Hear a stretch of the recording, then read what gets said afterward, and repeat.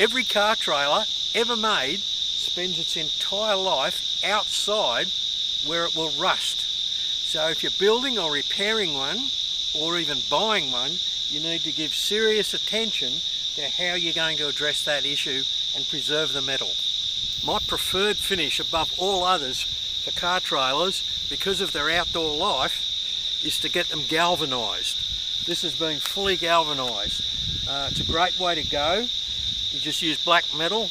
If you've got a second-hand trailer, one of the ones that I built had a bit of gunk on it, so I got it sandblasted so it was nice and clean for the galvanisers. If you're preparing a car trailer to get it galvanised, you need to drill holes in any sealed tube members, because the heat these things go through when they're galvanised expands the gases inside and will cause an explosion. And the first thing the guys in the galvanising yard will do is go around and check that there's no sealed beams. So you've got to go around and drill holes to let that gas escape. But it's a great way to go.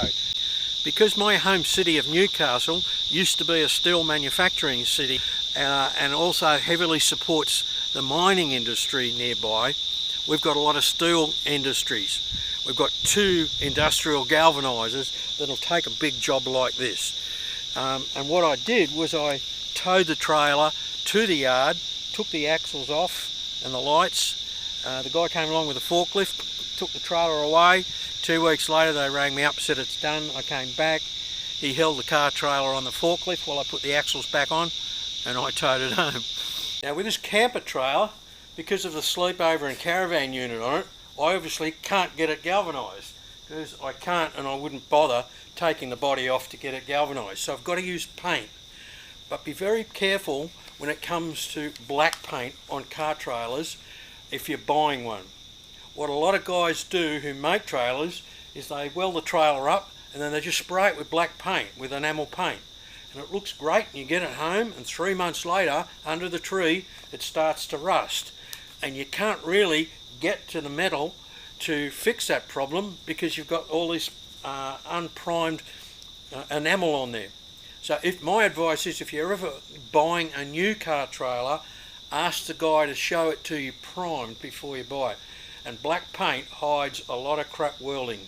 So if you're buying a trailer and it's black, check it over very carefully. But I'm going to use a paint that I know and love. One of my favourite paints is Hamatone. A lot of people think you can only spray this stuff on, but you can buy it in most large hardware shops as a paint on. I prefer Hamatone above all other paints for a job like this for a couple of reasons. One, it's bulletproof and dries rock hard, way harder than normal enamel. Secondly, it doesn't need an undercoat, it's self-priming, so you can paint it on bare metal, only 1 coat needed. The pattern and the texture of Hamatone means that you can do brush touch-ups and it'll just all blend in. And that rippling effect that you get in the paint also hides minor imperfections. Hides imperfections. I might paint some on myself. Well, knowing me, I'm going to get a lot of mess on me anyway. When I stripped away the bodywork, I found this chassis was coated with primer and then bitumen paint by the caravan manufacturer, and there was no rust on it anywhere. So on the undersides where you can't see it, I've gone with that same formula. So where I put my checker plate floor on and added in steel framing, on the undersides where you can't see it, I've given it a coat of rust-proof primer and then some bitumen paint, water-based bitumen paint. So that'll be tough as and rust-proof underneath.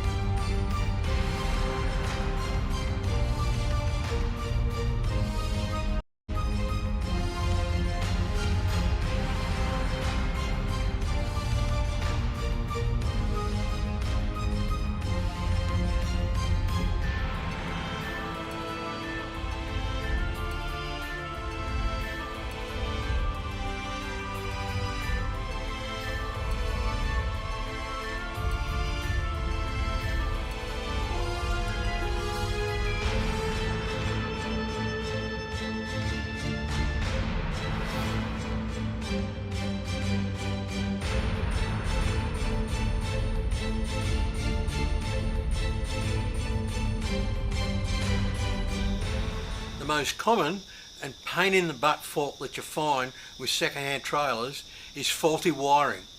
Colour code's not followed, any sort of wire used, different sorts of wire in the same trailer, mains wiring used on a 12-volt system, and the numbering of the codes according to the industry for the different functions not followed on the trailer plugs.